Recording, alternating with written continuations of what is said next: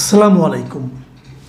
প্রিয় দর্শক, একটা বিষয় আপনারা খেয়াল করেছেন কিনা আমি ঠিক জানি না, বাট আমি প্রথম দিকে অতটা খেয়াল করিনি। সেটা হলো যে হাসিনা সরকারের পতনের পর এই হাসিনা সরকারের দোসর হিসাবে গত এক দশকেরও বেশি সময় ধরে আমরা যাদেরকে দেখছি, সেই জাতীয় পার্টি কিন্তু নানাভাবে নিজেদের দায় মোচনের চেষ্টা করছেন। মানে তারা বলার চেষ্টা করছেন যে হাসিনা সরকার স্বৈরাচারী ছিল, আমরা ছিলাম না। তাহলে আপনারা ওনাদের সঙ্গে নির্বাচনে বারবার গেলেন কেন? 2014-তে কেন গেলেন? 2018-তে কেন গেলেন? অথবা 2024-এ কেন গেলেন?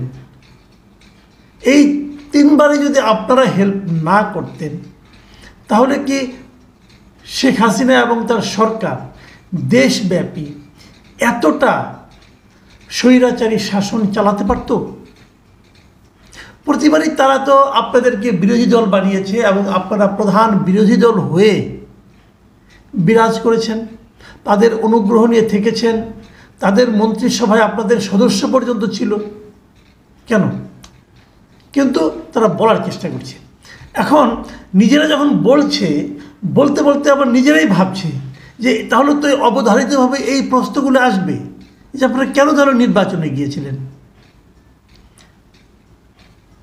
অনেকে কিন্তু এই কথাও বলে যে জাতীয় পার্টি যদি 2014-তে নির্বাচনে না যেত, তাহলে তখনই এই তত্ত্বাবধায়ক সরকার বাতিলের যে সংবিধান সংশোধনটা করেছিল, সেটা আবার নতুন করে ওটাকে পরিবর্তন করার কথা ভাবতে সরকার বাধ্য হতো, সরকারই গঠন করতে পারতো না। কিন্তু জাতীয় পার্টি স্বৈরাচারের দোসর হিসাবে আবির্ভূত হয়ে পুরো দেশকে একটা অন্ধকারে ঠেলে দেওয়ার সহযোগী হিসাবে একটা ন্যাক্কারজনক ভূমিকা পালন করেছে। তো তাদের এই যে বলাটা যে আমরা ওদের দোসর ছিলাম না, অথবা আমরা ওদের মতো না, আমরা জনগণের সঙ্গে ছিলাম, এই যে বলাটা, এই বলার পেছনে নিজেরাই যখন বুঝতে পেরেছি, তখন নিজেরাই আবার নিজেদের মতো করে যুক্তি দেওয়ার চেষ্টা করছে। গত দুদিন ধরে আমি সেটাই দেখছি। আমি প্রথম দিকে ভাবছিলাম এটা নিয়ে কিছু বলার দরকার নেই, কারণ জাতীয় পার্টি নিয়ে আসলে সময় কিছু বলা মানে সময় নষ্ট করা। এবং আমি দেখেছি আমার দর্শকদেরও অনেকে খুব বিরক্ত হন, তারা বলেন যে এইটা নিয়ে আলোচনার বিষয় হলো। কিন্তু আমি দেখছি ধীরে ধীরে তারা কেউ কিছু বলছে না বলে, প্রতিবাদ করছে না বলে, তারা নিজেদেরকে আবার পুনর্বাসিত করার জন্য একটা নির্লজ্জ প্রচেষ্টা চালাচ্ছে। কিন্তু আমি মনে করি তাদের এই যুক্তিগুলি নিয়ে আলোচনা হওয়া দরকার। তারা কি বলেছে?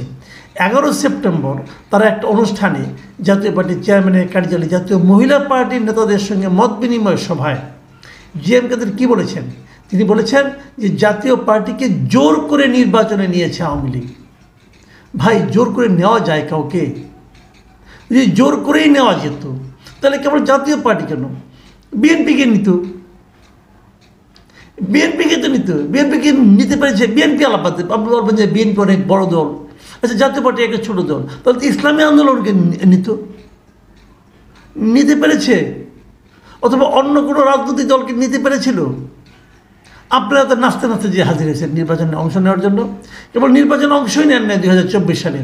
আপনারা একই সঙ্গে কতগুলো আসন তারা আপনাদেরকে ছাড় দিবে তার জন্য বার্গেন করেছেন, করেন নাই? বার্গেন তো করেছেন আপনারা। আপনারা যে আসনগুলি নেবার সেগুলি নিয়েছেন, বলছে এই আসনে তারা যেন নৌকা মার্কা কোনো প্রার্থী না দেয়, নৌকা মার্কা প্রার্থীরা ওই আসনগুলি থেকে প্রত্যাহার করে নেওয়া হয়েছে। এরকম নির্লজ্জ বার্গেন তো আপনি করেছেন, তাহলে জোর করে আবার নিয়ে গেলো কীভাবে? জোর করে কাউকে যদি কিছু করানো যায়, আর জোর করে নিয়ে গেলো, তখন তৎক্ষণাৎ আপনার বললেন না কেন যে আমাদের জোর করে নিয়ে আসছে? ওই একবারও তো বলেন নাই। ঠিকই তো নির্বাচনে প্রচারণা চালিয়েছেন এবং পাশ করে এসেছেন। ওই সময় একবারও বলতেন পাবলিকলি আপনারা একবার বলতেন যে আমাদের জোর করে আনা হয়েছে। তো এই সমস্ত খোঁড়া অজুহাত দিয়ে মানুষকে বিভ্রান্ত করার চেষ্টা করে কোনো লাভ হবে না। একটা কথা বলি, ওনারা একটা ব্যাখ্যা দিয়েছেন, ওনারা কেবল এটাই না, ওনারা 2014 থেকে একটা ব্যাখ্যা দিয়েছেন তারপরের দিন 12 সেপ্টেম্বর 2014 সালের নির্বাচনে সম্বন্ধে তারা বলেছে যে জাতীয় পার্টির নেতাকর্মীরা সারা দেশে তাদের মনোনয়নপত্র প্রত্যাহার করে নিয়েছিল। তারপর কয়েকজনকে ভয় ভীতি দেখিয়ে এই মনোনয়নপত্র প্রত্যাহার করতে দেওয়া হয়নি। তারপরেও যারা প্রত্যাহার করতে পারেনি তাদেরকে নির্বাচিত দেখানো হয়েছে, এবং তখন তারা বলছেন এই কথা, এই ব্যাখ্যায় উনি বলছেন যে আমরা জনগণের আকাঙ্ক্ষা উপলব্ধি করে নির্বাচন বর্জন করতে চেয়েছিলেন। বর্জন করেছিলেন? করেননি তো। আপনাদের নেতা হুসেইন মোহাম্মদ এরশাদ, আপনার বড় ভাই, পার্টির প্রতিষ্ঠাতা, যেহেতু 2 দিন পরে ঠিকই যেহেতু চোরের মতো যে শপথ নিয়েছিলেন, শপথ দিলেন কেন? আপনার যদি ইচ্ছাই হতো যে আপনি নির্বাচনে আওয়ামী লীগকে সহায়তা করবেন না, তো শপথ দিতেন না। নির্বাচন তো ঘোষণা করছে, করুক, শপথ দিলেন কেন? মন্ত্রীর পদমর্যাদায় উনি প্রধানমন্ত্রীর বিশেষ দূত হলেন কেন? হননি? হয়েছেন তো, প্রত্যাখ্যান করতেন। কই সেই মেরুদণ্ড তো দেখিনি। তো আপনি বলেন আপনাদের লোকজন তখন যে মন্ত্রী হয়নি, হলো কেন? বলতে পারতো আমরা মন্ত্রী হব না, আমরা এমপি হব না, আমরা শপথ নিব না, আমাদের জোর করে নির্বাচিত করেছে। এগুলো হলো ফাজলামো কথা, জাস্ট ফাজলামো। 2018 নির্বাচনে আপনি কি বলেছেন? 2018 নির্বাচনে সবাই অংশ নিয়েছে, আওয়ামী লীগ, বিএনপি, জাতীয় পার্টি সবাই নিয়েছে। আদর্শগত কারণে, অস্তিত্ব সংকটের আশঙ্কায় বিএনপির বদলে আমরা আওয়ামী লীগকে সমর্থন করেছিলাম। এই অস্তিত্ব সংকটটা কোথায় ভাই আপনার? ব্যাখ্যা করেন একটু শুনি। আপনি অস্তিত্বকে সংকটে পড়ে নাই আওয়ামী লীগকে সমর্থন করার কারণে? করতেন না পরে একা একা ইলেকশন করলেন না কেন তখন? আসলে ক্ষমতার হালুয়া রুটির ভাগ চান, এই কথাটা বলতে এত লজ্জা কেন পান? আবার 2024 নির্বাচন সম্পর্কে আপনি কি ব্যাখ্যা দিয়েছেন? উনি বলেছেন, ওনার ভাষায়, প্রিয় দর্শক আপনি শুনুন উনি কি বলেছেন। উনি বলেছেন 2024 বিভিন্ন টাল বাহানা করে আমাদের নির্বাচনে যেতে বাধ্য করা হয়েছিল। আমাদের সঙ্গে অবাধ ও সুষ্ঠু নির্বাচন করার অঙ্গীকার করেও নির্বাচনে তা রক্ষা করা হয়নি। আমরা নির্বাচনে অংশগ্রহণ না করলে নির্বাচন হতো না বা নির্বাচন বৈধতা পেত না, এরকম পরিল না। কী করে বুঝলেন ভাই? আপনার নির্বাচনে অংশগ্রহণ না করলে এই নির্বাচন বৈধতা পেত না, আপনি কি করে বুঝলেন যে বৈধতা পেত? আবার বলছেন আপনাদের সঙ্গে অঙ্গীকার করে তো রক্ষা হয় নাই। যেমন হয় নাই কি, আপনাদেরকে অঙ্গীকার করছিল যে আসনগুলো আপনাদেরকে ছাড় দিয়েছে সেই আসনগুলিকে আপনাদের জিততে দেবে, কিন্তু সেখানে স্বতন্ত্র প্রার্থী দাঁড়িয়ে গেছে, আপনারা হারিয়ে গেছেন। আপনাদের মিনিমাম জনপ্রিয়তা নাই রে ভাই।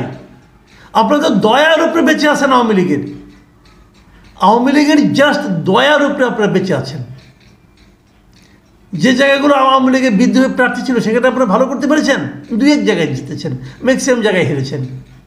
এই অঙ্গীকার রক্ষা করে নাই। অঙ্গীকার রক্ষা করলে কি যে গণতন্ত্রে ভরপুর হয়ে যেত? বেসিক কথা হলো, আপনি নির্বাচনে অংশগ্রহণ করার মাধ্যমে আওয়ামী লীগের স্বৈর শাসনকে দীর্ঘায়িত করার সহায়তা করেছেন আপনারা। সেই হিসাবে আওয়ামী লীগ যে অপরাধী, আপনারা বরং তার চেয়েও বেশি অপরাধী।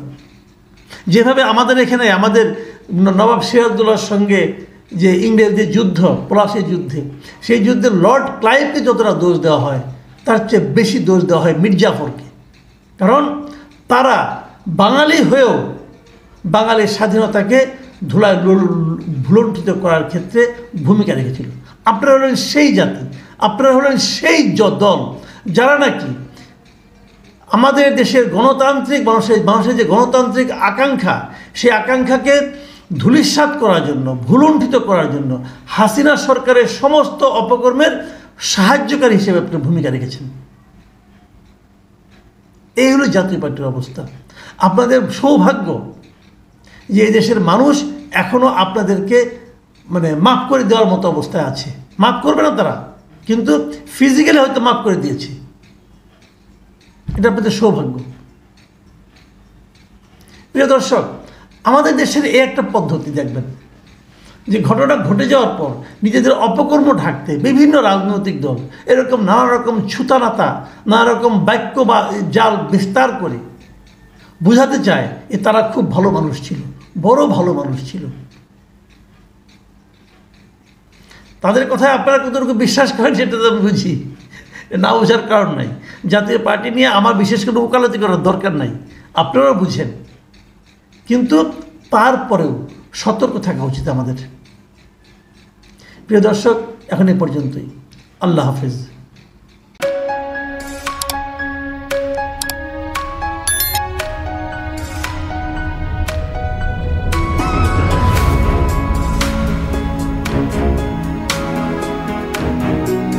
ছিল